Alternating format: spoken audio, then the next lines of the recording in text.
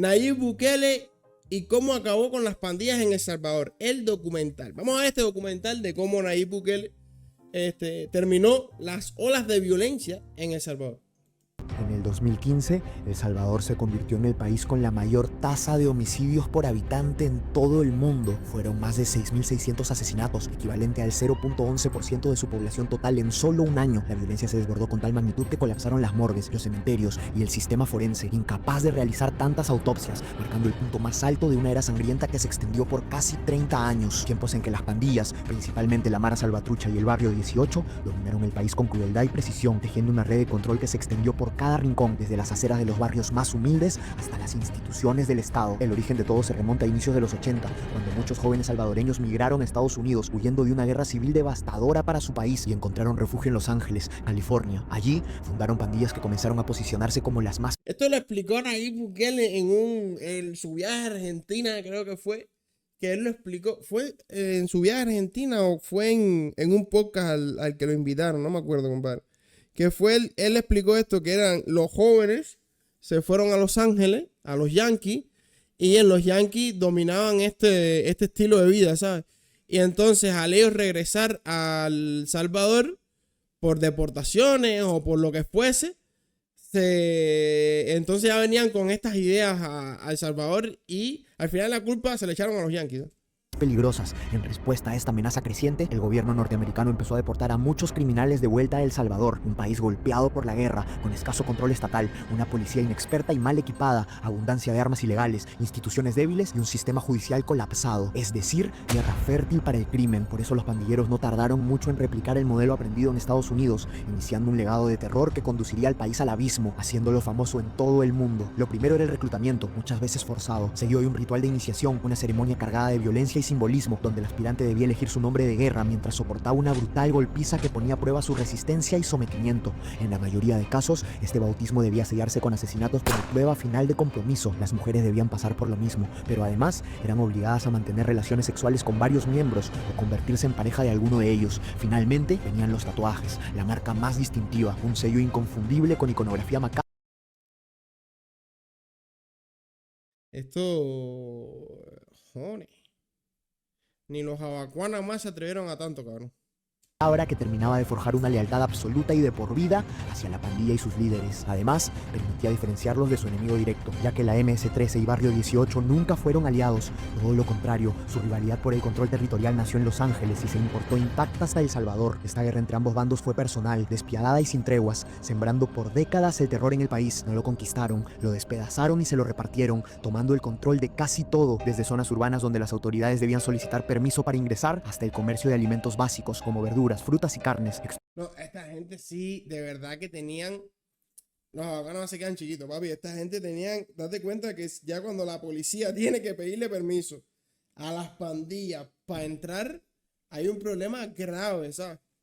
Extorsionaban a los comerciantes que no formaban parte de la pandilla, les cobraban cupo y les imponían préstamos forzados con cuotas de interés altísimas. También se apoderaron del narcotráfico, la prostitución y la trata de personas, generando ingresos millonarios. Para camuflarlos y lavarlos, también tomaron el control de negocios legales, panaderías, hoteles, bares, restaurantes, transporte público y hasta servicios funerarios, buscando cerrar un ciclo que nacía con la muerte. Los gobiernos buscaron por años combatirlas, incluso implementaron a inicios de la década del 2000 el Plan Mano Dura, una estrategia que buscaba una respuesta represiva ante la violencia pandillera. Endurecieron las leyes y lograron detenciones masivas, y aunque inicialmente se percibió un descenso en la violencia, el plan terminó trayendo consecuencias negativas. Primero, las cárceles se sobrepoblaron, desatando la violencia interna al juntar pandillas enemigas. Esto último se agravó tanto que decidieron separarlas, asignando prisiones exclusivas para las Mara Salvatrucha y otras para Barrio 18, regalándoles una gran ventaja: carta libre para organizarse y reconstruir su estructura tras las rejas, celebrar reuniones y adoctrinar reclutas. El plan atacó el síntoma, pero no las causas profundas.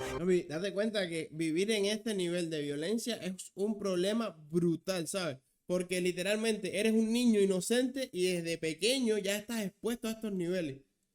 Y no tienes salida, o sea, no tienes escapes, no tienes ningún tipo de escape, porque de una manera u otra vas a terminar en esta historia, ¿sabes? Y en el 2004, la Corte Suprema salvadoreña... Hay delay en Twitch. ¿Cómo que hay delay en Twitch? O sea, no, mi voz no va vinculada a lo que yo estoy diciendo. Y bastante. Uf.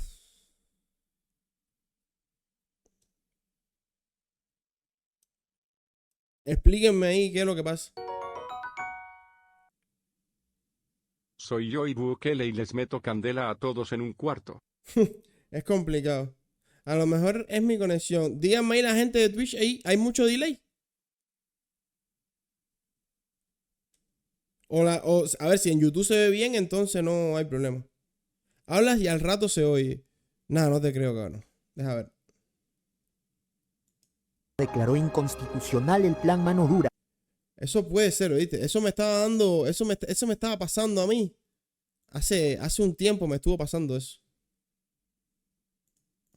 Alegando que violaba los derechos humanos fundamentales. Entonces todo empeoró. Con una organización cada vez más sólida, los pandilleros comenzaron a negociar con los gobiernos, logrando beneficios Yo lo veo normal penitenciarios, sin delay. Ah, entonces eres tú. reducción de condenas, traslados selectivos y condiciones de vida impensables para un reo común, convirtiendo las cárceles en centros privilegiados, en fortalezas criminales equipadas con electrodomésticos, televisores, videojuegos, internet, drogas, alcohol, prostitutas y, por supuesto, celulares, transformando las No, esas cárceles eran hoteles. A ver, eran hoteles las cárceles. celdas en oficinas de gestión criminal, desde donde dirigían operaciones delictivas a nivel nacional, con total impunidad. Pero ¿qué entregaban las pandillas a cambio? Primero, una reducción de la tasa de homicidios, una pausa momentánea de extorsiones selectivas y la suspensión de atentados públicos, engañando e ilusionando al pueblo salvadoreño por cortos periodos, principalmente en tiempos electorales, donde también ofrecían movilización de votantes e intimidación a opositores. Pasado este periodo, volvían con más fuerza. El poder de las pandillas parecía absoluto. Especialistas internacionales afirmaron que su dominio había alcanzado un punto sin retorno y que ya era imposible derrotarlas. Pero mientras todo atravesaba su punto más crítico en el 2015, un joven de 34 años llamado Nayib Armando Bukele Ortiz Ya la jeva vino a ver el directo. Ahora sí es la indicada. Ya cogió el camino correcto. Bukele, cabrón. Aquí es donde entra el antagonista, el prota de esta historia, gente. pensaba distinto, estaba convencido de que había una salida y creía conocerla. Su momento de intentarlo llegaría años más tarde. En ese 2015, Bukele acababa de ganar las elecciones municipales de San Salvador, la capital salvadoreña, representando al FMLN, el partido de izquierda por excelencia. Su incursión en la política era reciente. Había comenzado apenas 3 años antes, en el 2012, al ser elegido alcalde de Nuevo Cuscatlán, un pequeño distrito de 10.000 habitantes a 13 kilómetros de la capital. Bukele empezó siendo de izquierda, papi. Yo pensaba que Bukele era de derecha. Te lo juro. Yo pensaba que Bukele era de derecha. Pues yo no sé, yo pensaba que Bukele era liberal. No sé, gente, vamos a seguir viendo el desarrollo de esta historia. Pero para mí Bukele era liberal. Y aquí estamos viendo que el primer partido que ganó era lideraba un partido de izquierda, ¿sabes? Vamos a ver. Una de sus primeras acciones fue donar su sueldo como alcalde para financiar becas universitarias. El dinero nunca fue su motivación, ya lo tenía, provenía de una familia poderosa. Su padre fue el exitoso empresario Armando Bukele Catán, un químico industrial de ascendencia palestina convertido al Islam, fundador de las primeras mezquitas en El Salvador. Se casó con Olga Marina Ortiz, una mujer de raíces salvadoreñas y fe católica. Juntos formaron una de las familias más influyentes. Sigue siendo de izquierda, solo que no tan radical. Oh, vale. Vamos a ver. No sé, yo hasta ahora mismo lo único que sentía por Bukele era admiración, ¿sabes? Del país, construyendo un vasto emporio empresarial que abarcaba desde laboratorios farmacéuticos, canales de televisión, fábricas textiles, concesionario de automóviles y motocicletas, ferreterías y agencias de publicidad. En este camino tuvieron 4 hijos hombres, sin imaginar que el mayor de ellos terminaría convirtiéndose en una figura política reconocida a nivel mundial. Nayib estudió junto a sus hermanos en la prestigiosa Escuela Panamericana, una de las instituciones bilingües más reconocidas del país. Durante su etapa escolar, se distinguió por su comportamiento tranquilo y una personalidad algo introvertida, pero rodeado de buenos amigos que hoy ocupan importantes cargos en su gobierno, como María Luisa Jayem, ministra de Economía, Fernando López Larreinaga, ministro de Medio Ambiente, y Juan Carlos Videgain, ministro de Gobernación. Nayib comenzó a construir desde el colegio lazos que más tarde jugarían un papel clave en su administración. Al salir, comenzó estudios de Derecho en la Universidad Centroamericana José Simeón Cañas, y al cumplir la mayoría de edad en 1999, empezó a trabajar en Overnet, una de las agencias publicitarias de su padre, especializada en liderar campañas políticas, principalmente del partido que lo acogería más adelante, el FMLN. Bukele participó en la creación de estrategias novedosas para la época, logrando en el 2002 que Carlos Rivas Zamora ganara la alcaldía de San Salvador. Ese éxito le abrió puertas a campañas de mayor envergadura, como la candidatura presidencial de Shafiq Handal en el 2004 y la de Mauricio Funes en 2009. Este último se convertiría en presidente. Esta fue la forma en que Bukele se introdujo a la política, pero antes desistió de sus estudios de Derecho. Inició la carrera de Economía en Estados Unidos, pero tampoco la culminó, así que regresó para seguir trabajando en la agencia y en otros negocios familiares. Administró una discoteca llamada Code y más tarde asumió la presidencia de la franquicia. El tiempo de Bukele y en otros negocios jergas, familiares. papi. Administró una discoteca llamada. Gente, el Bukele jergas no existe. El Bukele Jergas. llamada Code, y más tarde asumió la presidencia de la franquicia local de Yamaha Motors, encargándose de la comercialización de motocicletas y productos relacionados. Se mantuvo en ese cargo hasta el 2012, cuando decidió dejarlo todo para postular a la alcaldía de Nuevo Cuscatlán. Tenía 31 años en ese momento y le tocó enfrentarse al 3 veces alcalde Álvaro Rodríguez, del partido Arenas, el principal rival del suyo, y tras una buena campaña, logró vencerlo. Durante su periodo logró que Nuevo Cuscatlán se convirtiese en uno de... Bukele defendió a Chávez. Bueno, es que estamos viendo que el tipo era de izquierda, ¿sabes? Y siendo el jefe de Yamaha, teniendo todas las balas que tenía, es normal que fuera progres, ¿sabes? Pues muchos de los progres son progres desde el dinero, ¿sabes? Desde la posición de dinero. Vamos a seguir viendo porque, ya te digo, hasta ahora mismo, según lo que yo tenía entendido, yo sí admiraba a Bukele. Vamos a ver. los distritos más Por seguros todo lo que ha logrado en El Salvador, ¿sabes? Pero si es de izquierda hay un tema. del país, mejoró la calidad del servicio de salud de manera gratuita, inauguró un sistema de abastecimiento de agua potable, fortaleció la infraestructura escolar, instauró un sistema de becas universitarias y apostó por invertir en seguridad. Además, construyó bulevares, plazas y parques, concretando un periodo que fue calificado por muchos como ejemplar. Así que tras 3 años de mandato, decidió dar un paso grande y postular a la alcaldía de San Salvador, logrando vencer a Edwin Zamora gracias a su buen desempeño anterior y a su dominio de la publicidad. El tipo fue escalando por esfuerzo. O sea, aquí estamos viendo que el tipo fue escalando por esfuerzo propio. Electoral, usando las redes sociales como eje central de su campaña, acompañado de promesas ambiciosas. Lo primero sería combatir la delincuencia con un plan bien estructurado, implantando un cordón virtual de seguridad, con cámaras de videovigilancia, sistemas de monitoreo y reconocimiento facial y de placas vehiculares, en coordinación directa con la Fiscalía y la Policía Nacional. La segunda sería restablecer el control territorial. El objetivo era claro: recuperar los espacios dominados por pandillas, retomando el control monopólico del Estado sobre 3 funciones fundamentales para su existencia: la tributación, el impartimiento de justicia y el uso legítimo de la fuerza como último recurso. En El Salvador, las pandillas se habían apropiado de estas 3 funciones, cobraban dinero mediante extorsiones, ajusticiaban a la población bajo sus propias reglas y ejercían violencia indiscriminada. Bukele sostuvo que si un Estado no podía controlar estos 3 pilares, simplemente no podría funcionar. Además, presentó un plan aún más ambicioso llamado Una Obra por Día, y al cumplir los 150 de gestión, salió a relucir las 150 obras realizadas hasta ese momento, demostrando cumplir con lo prometido. Para muchos, durante su mandato entre el 2015 y 2018, Bukele dejó una marca imborrable en San Salvador, pero no solo se ocupó de las obras materiales, también alzó la voz ante irregularidades que... ¿Qué se dice en el noticiero y en la mesa redonda de Bukele, gente? Porque yo sé que de Milei hablaron mil morrongas, ¿sabes? Cuando yo estaba en Egipto fue el ascenso de Milei, y yo cuando estaba en Egipto veía a Milei por redes sociales y yo decía, este tipo es un crack loco, ¿viste? Y cuando llegué a Cuba, vi que en Telesur, para la pinga Telesur, y en el noticiero le ponían el dedo a Milei. Yo decía, esta gente tiene la realidad distorsionada completamente, ¿sabes? ¿Qué es o sea, qué hablan de Bukele en el noticiero? ¿Sabes? Porque yo dejé de ver el noticiero de la televisión cubana cuando tenía como 14 años, ¿sabes? ¿Qué es lo peor? Que no representa los derechos humanos. Que no respeta los derechos humanos, vale. Sí, claro, o sea, un personaje como Bukele, que hace bien las cosas, no puede ser bien hablado en el noticiero. O sea, lo satanizan también, vale. En el noticiero lo satanizan también, ¿no? No, recuerden que en el noticiero apoyan a Maduro, que es un dictador más. O sea, que Cuba todo está mal, loco. Había percibido dentro de su propio partido, afirmando que el pueblo salvadoreño estaba por encima de sus amigos militantes y de los líderes políticos que lo habían... Es que si tú quieres saber cómo hacer las cosas bien, lo único que tienes que hacer es hacer lo contrario de lo que digan en el noticiero. Si en el noticiero te dicen que el cielo es verde y que está bien, ya tú sabes que el cielo tiene que ser azul y que está mal, ¿sabes? O sea, ya tú sabes que para que el cielo esté bien tiene que ser azul y no verde. Literal, loco. Lo único que tienes que hacer es llevarle la contraria a lo que esta gente diga en el noticiero. A la pinga, loco. Cogido en el Frente Farabundo Martí para la Liberación Nacional, llevándolo a la alcaldía, denunció públicamente que el sistema interno de su partido había sido secuestrado por una cúpula que ya no representaba al pueblo ni lo tenía como prioridad. Acusándolos de abandonar sus principios fundamentales, cuestionó la eficacia, la honestidad y la capacidad de sus líderes, incluyendo la del entonces presidente Salvador Sánchez. Pues ahora no tiene presidente. Pensamos eso porque no somos presidente.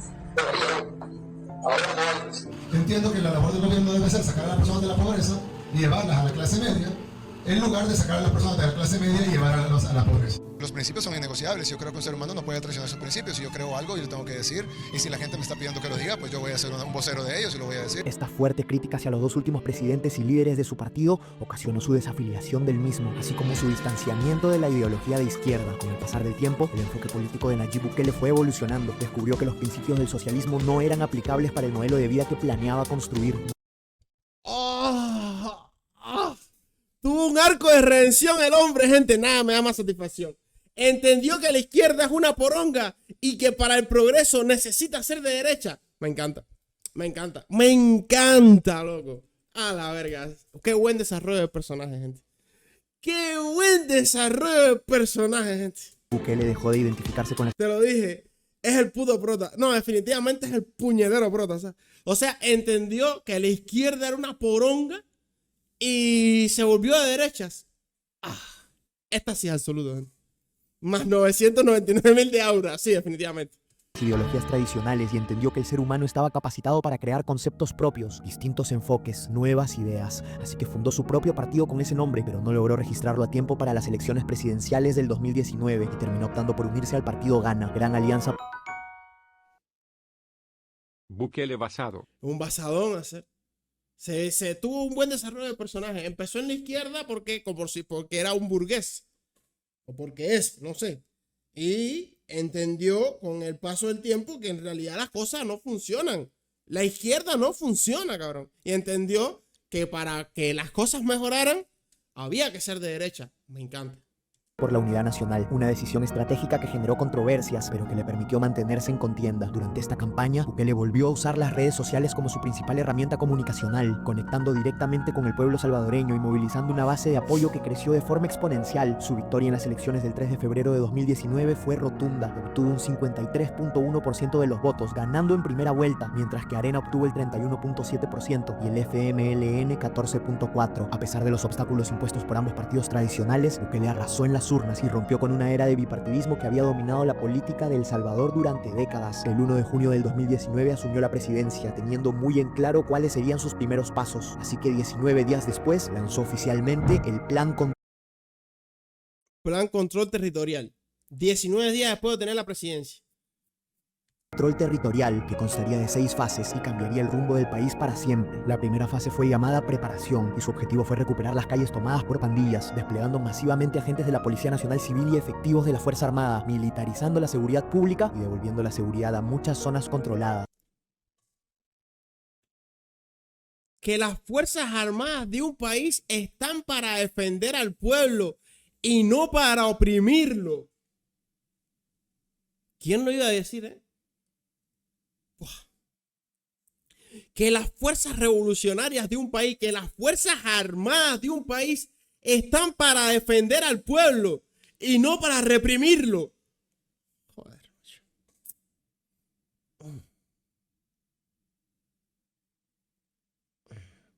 ¿Quién lo iba a decir, De pinga, cabrón.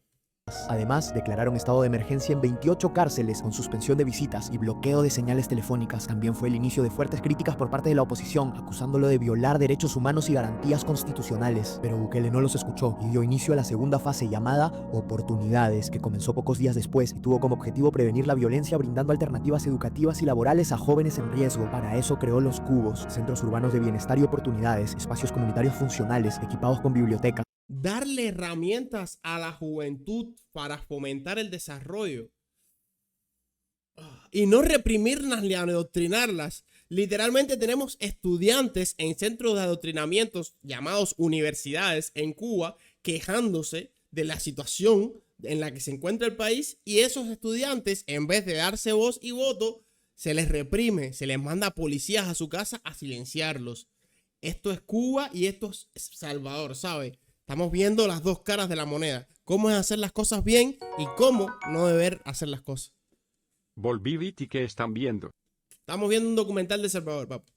centros de cómputo, salas de estudio, talleres educativos, de apoyo psicológico y áreas deportivas. Esta fase tuvo algunos problemas presupuestales, ya que se solicitó un préstamo de $158 millones al Banco Centroamericano de Integración Económica para financiarla, pero fueron aprobados solo 91, generando también las primeras tensiones entre el presidente y una asamblea legislativa que no estaba muy de acuerdo. Estas tensiones alcanzaron un nuevo nivel durante Desde la primaria hasta la universidad, sí, definitivamente es todo el sistema universitario, pero no puedes culpar a un niño por no entender la política. O sea, a un joven universitario, sí, porque ella es una persona capaz de entender lo que está bien y lo que está mal. Un chamaco de 14 años es muchísimo más influenciable, ¿sabes? O sea, no es su momento todavía de entender qué está bien y qué está mal. No te estoy diciendo que hay personas que maduren pronto, pero no puedes exigirle a un niño de 10 años que entienda cómo funciona el mundo. ¿Me entiendes lo que te explico, no? Me hago entender el punto que te estoy diciendo. la fase 3, llamada modernización. Viti, pero yo maduré pronto, Javi. Entiende lo que estoy diciendo. Si tú entendías lo que estoy diciendo, tu comentario no tendrías que hacerlo, ¿me entiendes? Por eso no has madurado todavía lo suficiente.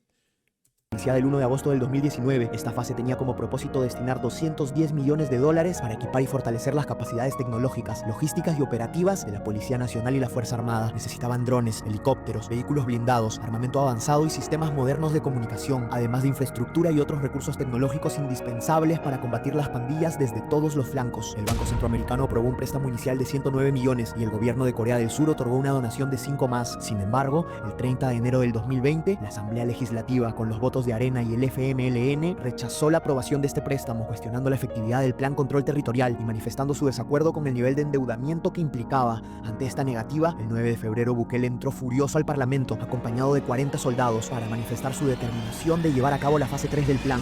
Ni siquiera robar dinero que no es de ellos, sino que es del pueblo salvadoreño, para garantizar la... O sea, el tipo se puso serio, cabrón. El tipo se puso serio. Burocracia en mi parlamento. No me sale de los huevos. Píngase. Estos son líderes de verdad. No la pingona que tenemos en Cuba con Díaz-Canel. Estos son líderes de verdad. seguridad del pueblo salvadoreño. Una semana nos convocamos acá. Lo vamos a volver a citar como Consejo de Ministros si no aprueban el Plan Control Territorial. Y si no, yo no me voy a poner entre el pueblo y el artículo 87 de la Constitución. Caeré en sus manos a aplicarlo. Yo no me voy a poner en medio. Estas sinvergüenzas no aprueban esta semana el Plan Control Territorial. Nos volvemos a convocar aquí el domingo. Le volvemos a pedir sabiduría a Dios. Y le decimos, Dios, tú me pediste paciencia, pero estos sinvergüenzas no quieren trabajar para el pueblo. Si te está gustando el video, no olvides darle like, suscribirte al canal y compartirlo con amigos. Me ayudarías mucho a seguir creando más contenido como este. ¿Cómo es posible que una organización criminal se puede agenciar un territorio entero y el gobierno no lo puede sacar? Porque está en el gobierno. Por eso. Solucionar está la teoría y la ejecución. La ejecución tendrá sus complejidades, pero principalmente hay que partir de la teoría, y es que no hay Estado que no pueda eliminar la delincuencia. La Asamblea Legislativa No hay Estado que no pueda eliminar la delincuencia. Lo que pasa es que cuando el Estado es el delincuente, ¿quién elimina al Estado?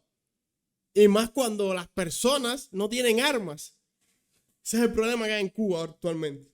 se impuso El Estado es el delincuente. y rechazó el préstamo, provocando un tenso choque de poderes. En respuesta, el presidente Bukele amenazó con disolver el parlamento y muchos de sus miembros lo acusaron de golpista, de atentar contra el orden constitucional. Desde entonces, varios parlamentarios opositores comenzaron a calificarlo de dictador y la comunidad internacional expresó su preocupación por la inclusión de militares en el reclamo del presidente. Este conflicto logró truncar el avance de la fase 3 y tan solo un mes después, el país enfrentó la llegada de la pandemia, que obligó a redirigir las prioridades del Estado. Pero a pesar de ello, Bukele no retrocedió en su compromiso hacia el plan control territorial e intensificó su campaña política contra sus opositores, acusándolos de haber cometido un fallo imperdonable en materia de seguridad ciudadana. Esta confrontación se convirtió en el eje central de cara a las elecciones legislativas de febrero del 2021. Un año después, en mítines y a través de las redes sociales, Bukele le pidió a la población no votar por los mismos de siempre y depositar su confianza una vez más en él, asegurando que con una nueva asamblea podría por fin concretar la fase de modernización y reducir aún más los niveles de criminalidad. Y así pasó el 20. Esto lo vi yo después de la pandemia.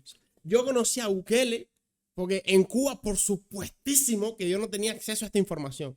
Yo conozco a Bukele cuando yo me voy para Egipto, que tengo mucho internet en mis manos, ¿sabes? Porque cuando yo estaba en Cuba, el internet de Texas no me daba para seguir estas cosas. ¿Me entiendes? Por supuesto que no. Y estaba más preocupado, por supuesto, en no morirme de hambre durante la pandemia. Una vez que llega el 2023 por allí, 2023... es que yo empiezo, me voy de Cuba, me voy para Egipto y empiezo a tener control sobre las redes. Empiezo a investigar más, a ver más cosas, a ver cómo funciona el mundo y conozco a Bukele. O sea que todo esto Yo lo descubrí después y dije, no, este tipo loco es un animal, loco. Este tipo y Milei son unos basadísimos. Y después voy a Cuba y veo que les ponen el dedo en el noticiero y digo, no, si es que lo de Cuba no tiene nombre, ¿sabes? El 8 de febrero, Bukele obtuvo en estas elecciones una amplia mayoría legislativa, dejando a sus opositores con muy pocos escaños. Con este nuevo poder, el presidente y la nueva asamblea destituyeron a 5 jueces titulares de la Corte Suprema de Justicia, quienes habían sido críticos de sus En el tiempo que estaba en Cuba a Bukele le ponían el dedo en la escuela, pero por supuesto Cristina y Maduro son los buenos. Cristina y Maduro, papá. Los dos gente que han llevado a sus países a la miseria absoluta. Cristina Kirchner esa ha llevado a Argentina a la miseria absoluta y Maduro, mira cómo tiene a Venezuela. El presidente y la nueva asamblea destituyeron a 5 jueces titulares de la Corte Suprema de Justicia, quienes habían sido críticos de sus políticas y habían bloqueado varias de sus iniciativas, argumentando la típica defensa de proteger los derechos humanos fundamentales. Bukele ya estaba harto de esta excusa, así que esa misma noche nombró a 5 sucesores, magistrados alineados con su visión política. Con esta decisión terminó de consolidar su influencia sobre los 3 poderes del Estado, lo que le permitió por primera vez ejecutar su proyecto sin frenos institucionales, un movimiento que suele ser sumamente peligroso para la mayoría de países. Por supuesto, esto desató contundentes críticas internacionales. Ir viendo cómo se desangra nuestro país. Que sigan matando, que sigan extorsionando, que sigan robando, que sigan violando, que sigan asaltando, que sigan amedrentando. ¿Qué opción tenemos? Porque imagino que ustedes se frustraban cuando llevaban el montón de pandilleros arrestados y a los 3 días salían libres por jueces corruptos. Dicen defender la Constitución. Son cómplices de los pandilleros. Y no lo digo yo, ustedes lo han vivido. Durante años llevando a esos criminales tras las rejas y los jueces liberándolos. Hace unos días agarramos un cabecilla, uno de los 600 cabecillas que se han agarrado. Después llevado 7 veces capturado. Entre 2005 y 2016 lo capturaron ustedes 7 veces. Y las 7 veces salió libre. El 6 de julio del 2021, la nueva Asamblea Legislativa aprobó el préstamo de $109 millones para financiar la fase de modernización, marcando el inicio de una transformación profunda en el aparato de seguridad del Estado. Esta inyección de recursos permitió la compra de 4.000 cámaras de seguridad, 113 drones con sensores térmicos y altavoces, así como vehículos tácticos especializados, diseñados para resistir emboscadas en zonas de alto riesgo. Parte del presupuesto también fue destinado a repotenciar infraestructuras clave, pero la modernización no solo fue material, también se crearon nuevos espacios de entrenamiento y capacitación, poniendo énfasis en inteligencia, análisis criminal y operaciones tácticas. Los resultados no tardaron en reflejarse en la fase 4 del plan, llamada incursión. Su objetivo era claro: penetrar y desarticular estructuras criminales enquistadas en comunidades de difícil acceso, territorios dominados por las pandillas, intocables hacía pocos meses atrás. La táctica empleada fue el cerco militar, que consistía en bloquear barrios enteros mientras se identificaba y capturaban a los pandilleros ocultos dentro de la población. Para lograrlo, Bukele ordenó duplicar el número de efectivos militares desplegados, de 20.000 a 40.000 soldados. Esta fase empezó en julio del 2021 y para septiembre, las localidades más inseguras registraron una caída del 75% en homicidios con respecto al año anterior, y El Salvador pudo por fin salir de las listas de las naciones más violentas del mundo, reduciendo la tasa de 106 a 17 homicidios por cada 100.000 habitantes, la cifra más baja desde 1992. Todo parecía indicar que el plan avanzaba de forma progresiva y sostenida y que los índices... Y así se queja la gente, loco. Y así en el noticiero te dicen que Bukele es malo, loco. seguirían cayendo. Sin embargo, el 26 de marzo del 2022, el país sufrió un abrupto repunte de violencia que tomó a todos por sorpresa. 62 homicidios en un solo día como represalia de las pandillas ante las medidas del gobierno. Este sábado negro fue considerado como el día más violento en la historia reciente de El Salvador. Esto desató la furia del gobierno de Nayib. Mira Venezuela en la tabla, no, y no quise mirar ni México, o sea, es que no quise ni mirar ni a México, loco. Porque entre Venezuela y México tiene que haber una locura de asesinatos, loco. Bukele, quien respondió con medidas drásticas e inmediatas. Tan solo horas después de esta masacre, convocó una sesión extraordinaria de la Asamblea Legislativa, en la que se decretó el ya famoso régimen de excepción, suspendiendo temporalmente varios derechos constitucionales, como la libertad de asociación, la inviolabilidad de las comunicaciones y las garantías procesales. Es decir, a partir de ese momento, las autoridades podían ingresar a las viviendas y efectuar arrestos sin necesidad de una orden judicial. Una sospecha razonable bastaba. Además, el plazo de detención preventiva se amplió de 3 a 15 días, otorgando más tiempo a las autoridades para investigar antes de presentar cargos. También se autorizó la intervención de telecomunicaciones, permitiendo interceptar llamadas para prevenir actividades delictivas. Por último, se suspendió el derecho a la defensa. A ver, muchas personas pudieran cuestionar esto como que el tipo se le fue la palma para la cabeza, ¿sabes? Pero papá, medidas drásticas a situaciones drásticas. Recuerdo que cuando estaba en travesía nos agarró un cartel para hacernos como un peaje de hierba, y casi me confunden con un pandillero de esos que andaba huyendo de Bukele. Eso fue en México, casi me cago vivo. Muchacho, una experiencia bastante desagradable, déjame decirte. Una experiencia bastante desagradable. Es que situaciones drásticas requieren medidas drásticas, ¿sabes? Porque imagínate tú que pasar a salir de la lista de los países de los homicidios por persona, que las bandas se rebelen contra el Estado tiene que sofocar eso obligatoriamente, ¿sabes? Restringiendo el acceso inmediato a un abogado y limitando la posibilidad de interponer recursos legales. Los delincuentes habían perdido esos derechos bajo los cuales se amparaban, ya no podrían ni siquiera defenderse. Por supuesto, los organismos internacionales defensores de los derechos humanos pusieron el grito en el cielo. Ay, sí, ay, sí, ay, pobrecitos los criminales, ellos nada más mataron a 10 gente de chill, bro. No puedes meterlos presos si ellos nada más estaban matando gente por las calles de chill, bro. Es que es para la pinga, seres. No votan a Díaz-Canel que está matando de hambre a Cuba completa y entonces se van en contra de Bukele que está haciendo lo mejor para su Esa pueblo. gente hace cosas que no son humanas, y por eso no se merecen ser tratados como tal. Increíble. Mostraron sumamente preocupados mientras que sus defendidos decidieron... Siendo blandos los crímenes no se resuelven, esos que defienden a los criminales son comepin. Sí, no, definitivamente. Oye, Aisel, bienvenido, tanque. contraatacar con amenazas directas. Empezarían a asesinar civiles al azar si el presidente no se detenía. Por ahí andan rumores que quieren empezarse a vengar de la gente honrada, al azar. Hagan eso y no va a haber un tiempo de comida en la cárcel. Uno. A ver cuánto tiempo duran sus hombres allá adentro. La gente dijeron, sí, pues vamos a empezar a matar gente al azar. Sí, está bien, dale, ven. Esto yo me acuerdo que a mí me salieron estos videos en TikTok y yo decía, ¡guau! Chamaco, este tipo anda con la pinga afuera, ¿sabes? O sea, este tipo se sacó el prepucio y lo puso arriba de la mesa, ¿viste? A ver quién pinga tiene el rabo más grande que yo. Y a este tipo le ponen el dedo en el noticiero, ¿sabes? El payaso de Díaz-Canel le pone el dedo a este tipo, ¿sabes? Increíble. Fíjate que yo decía, si se cae la dictadura de Venezuela, ¿qué carajo se va a hacer Díaz-Canel? Porque ya directamente se cae toda la izquierda de la América. O sea, tendrías a Trump, a Bukele, a Milei. ¿Qué pinga se va a hacer Díaz-Canel si se cae Maduro, me? ¿Sabes lo que te digo? Por Dios, que no comen un arroz. Y vamos a ver cuánto tiempo dura. No me importa lo que digan los organismos internacionales, que vengan a proteger a nuestra gente.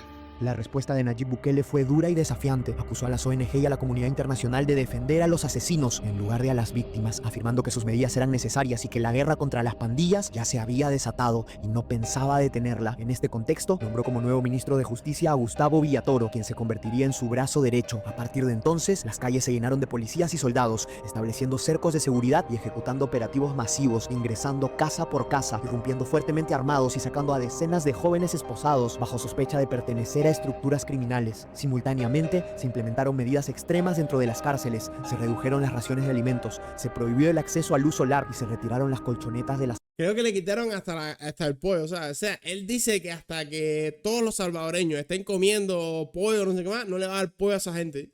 Literal, esa gente no comen carne, ¿eh? Comen lo justo y necesario para no morirse de hambre, hasta donde tengo entendido. Camas. El presidente sentenció todo con un mensaje contundente: no van a salir libres, y aprobó reformas legales que aumentaron las condenas: 45 años de prisión para los cabecillas, 30 años para los miembros de menor rango, 10 años para adolescentes de 12 a 15 y 20 años para jóvenes de 16 a 18, eliminando las indulgencias para menores de edad. Finalmente, se aprobó un presupuesto extraordinario de 60 millones para la Policía Nacional Civil y 20 millones para la Fuerza Armada, con la finalidad de expandir los operativos de seguridad en todo el país. 2 semanas después de... Pero es que, escúchame. La violencia siempre ha sido la única salida. A lo largo de la historia, la historia ha demostrado que la violencia siempre fue la única salida, loco. Si esta gente mataban por deporte, por diversión, ¿cómo ibas a combatir a esta gente? A ver, explícame. ¿Cómo ibas a combatir a estas bandas? Hablando con ellos, diciéndoles, ay, no sean tan malos, por favor, dejen de asesinar personas. No. ¿Sabes? Mano dura, seres. La violencia no es una vía, es la solución. En Cuba, esta gente no van a soltar el poder Maduro no soltó el poder por las urnas, ¿eh? Maduro perdió en las urnas y no soltó el poder. Entonces, la violencia, eso no es la solución. Después la gente me dice cosas en los comentarios, Viti, pero nadie quiere, que no sé qué. Es verdad, nadie quiere, pero la mano dura sí hay que ponerla. Esta es la realidad. Aunque nadie quiera, esta es la realidad. Iniciado el régimen de excepción, más de 10.000 salvadoreños habían sido encarcelados bajo sospecha de terrorismo, una cifra asombrosa para un país de 6.5 millones de habitantes. Este momento marcó el inicio de la fase 5 del plan, denominada extracción, cuyo objetivo central fue remover hasta el último pandillero de las comunidades del país, capturando a aquellos que aún permanecían ocultos. En este proceso también se incautaron más de 2.000 armas, 14.500 celulares y 1.5 millones de dólares en efectivo, desarticulando la logística financiera de las maras Salvatrucha y Barrio 18. Gracias a estas acciones, el gobierno anunció que todos los territorios previamente controlados por las pandillas habían sido recuperados, y el 21 de julio del 2022 reveló que más de 40.000 terroristas habían sido arrestados, una cifra impresionante que terminó desbordando la capacidad del sistema penitenciario existente. Ante esta situación, el presidente planteó la necesidad urgente de una nueva prisión de alta capacidad, equipada con tecnología reforzada y medidas de máxima seguridad. Fue así como se ordenó la construcción en tiempo récord del Centro de Confinamiento del Terrorismo, o CECOT, una megacárcel diseñada específicamente para albergar a los criminales más peligrosos del país. Viti, no sé si sea fake o no, pero leí por ahí que Bukele dijo que iba a usar esa misma cárcel para los políticos corruptos. Bueno, no estaría además, ¿eh? No estaría nada mal. Ahora te digo, ¿eh? El complejo se ubicó lejos de El político corrupto es tan culpable como el pandillero, ¿sabes? O sea, tanta culpa tiene como el que mata la vaca como el que le aguanta la pata. El político corrupto es tan culpable como el pandillero.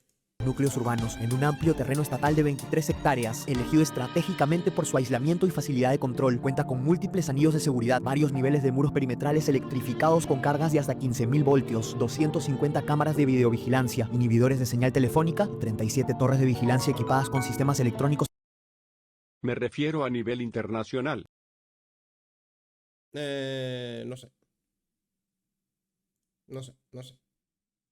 Antifuga, diseñados para hacer prácticamente imposible cualquier intento de escape. La ejecución de esta megacárcel se llevó a cabo bajo un marco de emergencia y costó aproximadamente $100 millones en terreno y construcción y otros 115 millones en equipamiento tecnológico y de seguridad. Los fondos fueron cubiertos íntegramente por el presupuesto estatal salvadoreño, convirtiéndola en la cárcel más grande de América. La oposición cuestionó la falta de transparencia en el proceso y el elevado costo, pero en este punto sus voces solo resonaban entre sus propios círculos. Bueno, yo siempre lo he dicho antes y lo he dicho ahora. El dinero alcanza cuando nadie roba. Alguien puede decir entonces, ¿por qué están pidiendo financiamiento? Pues por todo lo que se robaron en los últimos 30 años. El dinero alcanza cuando nadie roba, pero ellos ya se lo robaron. El CECOT está ubicado en Tecoluca, a 74 kilómetros de la capital. Es un coloso de concreto fuertemente custodiado. Cada una de sus 32 celdas colectivas tiene una capacidad teórica superior a 100 reclusos y está equipada con lo esencial: literas de metal sin colchón, un par de sanitarios de cemento y cámaras de vigilancia permanentes. No hay espacio al aire libre ni acceso a actividades recreativas. Además, existen celdas de castigo de 3 por 3 metros, donde los internos menos cooperativos pueden ser confinados hasta 15 días, con apenas un pequeño orificio en el techo que deja entrar una tenue luz. Para evitar traslados innecesarios, el CECOT cuenta con salas de audiencias judiciales dentro. O sea, esto es una prisión jodida, ¿sabes?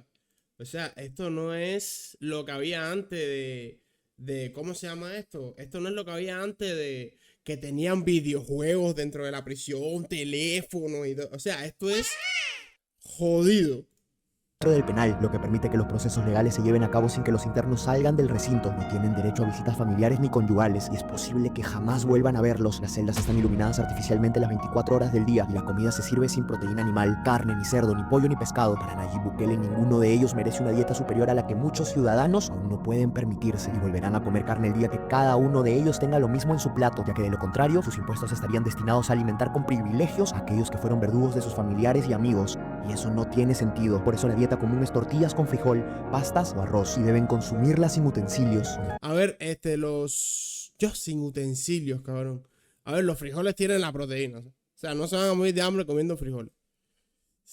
Tienen que consumirlas sin utensilios, papi. Eso es una brutalidad, ¿no? Por eso la dieta común es tortillas con frijol, pastas o arroz, y deben consumirlas sin utensilios. Como podrán imaginar, organizaciones internacionales defensoras de los derechos humanos como Amnistía Internacional, las Naciones Unidas y la Corte Interamericana de Derechos Humanos se han pronunciado con profunda indignación. Han publicado comunicados oficiales y extensos informes exigiendo el fin de estas condiciones carcelarias inhumanas para estos indefensos seres humanos. Si no existiera el CECOT, ¿volverías a hacer lo mismo? Quizás sí. Pero Bukele no se limitó a los vivos, también se ocupó de los muertos, ordenando la destrucción de las lápidas que adornaban las tumbas de los pandilleros, eliminando cualquier forma de glorificación terrorista, tal como se hizo en Alemania con los símbolos nazis luego de la Segunda Guerra Mundial. Para llevar a cabo esta tarea, el gobierno utilizó a reos condenados por delitos menores como parte de una actividad recreativa. Sí, a ver, aquí hay una talla, ¿oíste? Aquí hay una talla. La talla es que los tipos, los que tenían, o sea, por supuesto, los que son menos peligrosos, ya los... Como por ejemplo el vendedor de la esquina, que está preso, por supuesto, el que no mató a nadie, le ofrecieron un plan que era, sales a trabajar un día y ese día se te resta de tu condena. Esto ya lo vimos aquí en el canal, ¿sabes? Esto ya lo habíamos visto en el canal. Pero no es para todos, es para los más o menos. Soy Loaker, te veo raro. Bienvenido. También borró todo símbolo representativo en espacios públicos. Grafitis, pintas, marcas fueron erradicadas de muros y fachadas como parte de una limpieza simbólica y social. El mensaje era contundente: la era del crimen había llegado a su fin. En muy poco tiempo, El Salvador pasó de ser la capital mundial de los homicidios, pasó de literalmente ser el país más peligroso del mundo, a ser el país más seguro de América Latina. No hay ni una sola receta, ni una sola fórmula que funcione para todos por igual. Pero sí creo que hay un ingrediente que todas las recetas deberían incluir, o al menos deberían tener el derecho de incluirla. Ese ingrediente es la valentía.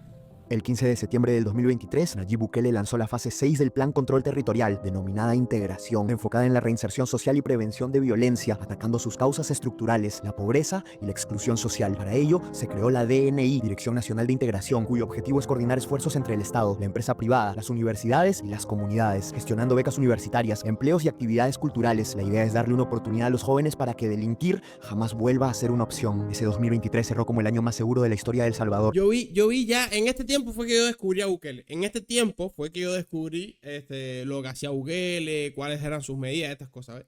Y la verdad es que el tipo decía, yo voy a fomentar que los jóvenes quieran trabajar, porque si los jóvenes ven que la salida más inmediata es ser pandillero, no me sirve. Me sirve más que los jóvenes quieran trabajar para que digan, coño, si trabajo, sí puedo sacar a mi novia a pasear, sí puedo tener una vida digna, ¿sabes? Porque antes la única manera de tener una vida digna era ser pandillero.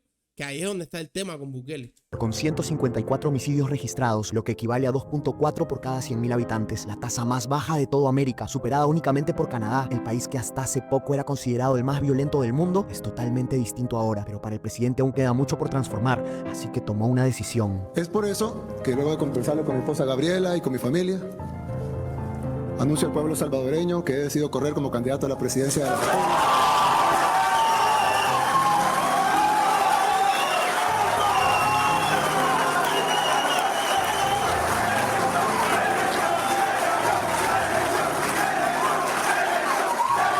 El 4 de febrero del 2024, Nayib Bukele fue reelegido presidente de El Salvador con el 84.6% de los votos. Y es evidente por qué. Desde su llegada, millones de salvadoreños han podido salir a las calles sin tener miedo y sus hijos pueden jugar en los parques, algo que ellos jamás pudieron hacer, porque de hacerlo corrían el riesgo de ser secuestrados y jamás volver. Ahora los comerciantes pueden trabajar tranquilos, sabiendo que no serán amenazados o extorsionados. Muchos aseguraron que no había solución, que era muy difícil combatirlos, que algo enquistado por tantos años no podía resolverse de la noche a la mañana y tantas otras excusas que muchos gobiernos ponen por delante. Pero en El Salvador ocurrió algo distinto, impensado. No hay gobierno que no pueda eliminar la delincuencia, es absurdo. El Leviatán, el Estado, siempre es más fuerte que cualquier organización criminal. Nosotros lo demostramos, era el país más inseguro del mundo y ahora es el más seguro del hemisferio. Y claro, esa organización criminal de Brasil es mucho más grande, pero también el Estado de Brasil es mucho más grande y fuerte y poderoso que la organización criminal. Según Nayib Bukele, su lucha aún no ha acabado. Así como declaró una guerra frontal contra el terrorismo de las pandillas, ahora empezará una contra la corrupción. Esta vez sus enemigos no llevan tatuajes, sino cuellos blancos y pueden ser incluso más peligrosos, pero tienen los días contados, ya que el presidente ha anunciado la construcción de una nueva cárcel inspirada en el Secot y llamada Centro de Confinamiento de la Corrupción, o Secot. Ah, sí, el tipo, esto es más reciente. El tipo dijo que iba a empezar a investigar a los políticos. ¿Sabes? El tipo dijo, espérate, ya terminé con los pandilleros, que era el problema más urgente. Ahora voy para arriba a los políticos, a ver quiénes son los que están haciendo gracia, porque el Estado no puede estar lleno de gente corrupta. El tipo lo está haciendo bien, cabrón. Puede que tras bambalinas sea otra persona, pero por lo menos lo que está haciendo a nivel al ojo público está bien. Koch y ha pedido a la Fiscalía investigar a todos los funcionarios públicos, empezando por los de su propio partido. Así como construimos una cárcel para los terroristas, también construiremos una cárcel para los corruptos. Así como desplegamos fuerzas de seguridad del Estado y acorralamos a los pandilleros hasta llevarlos a la cárcel, así también actuaremos con los delincuentes de cuello blanco, vengan de donde vengan. No importa si robó hace 1, 5, 10, 30 años. Les recuerdo que gracias a las reformas hechas en esta Asamblea Legislativa, los delitos de corrupción ya no prescriben. Mientras que en muchas partes del mundo los gobiernos aún debaten sobre cómo enfrentar el crimen sin incomodar a nadie ni desafiar enemigos poderosos, en un país casi perdido, apareció alguien dispuesto a asumir el reto de recuperarlo y en poco tiempo le demostró al mundo lo que es capaz de hacer un presidente cuando realmente quiere gobernar, cuando su enfoque no está en robar, en negociar con delincuentes y narcos, en usar testaferros para crear empresas y ganar concesiones amañadas, e inventar todo tipo de excusas para no hacer nada. Muchos pueden considerar que los métodos de Nayib Bukele han sido extremos, pero las condiciones exigían ser implacables y gracias a eso su pueblo dejó de vivir con miedo. Ahora los que viven así son ellos, los asesinos, secuestradores, extorsionadores, violadores. Como debe ser. O sea, el criminal es el que debe vivir con miedo, no el ciudadano inocente. Millones de ciudadanos alrededor del mundo aseguran necesitar un presidente como el de El Salvador para enfrentar la delincuencia profunda. Esto es imposible en Cuba. O sea, es imposible que en Cuba surja un líder así. Por la estructura que tiene el comunismo en Cuba, es imposible que surja un líder como Nayib Bukele.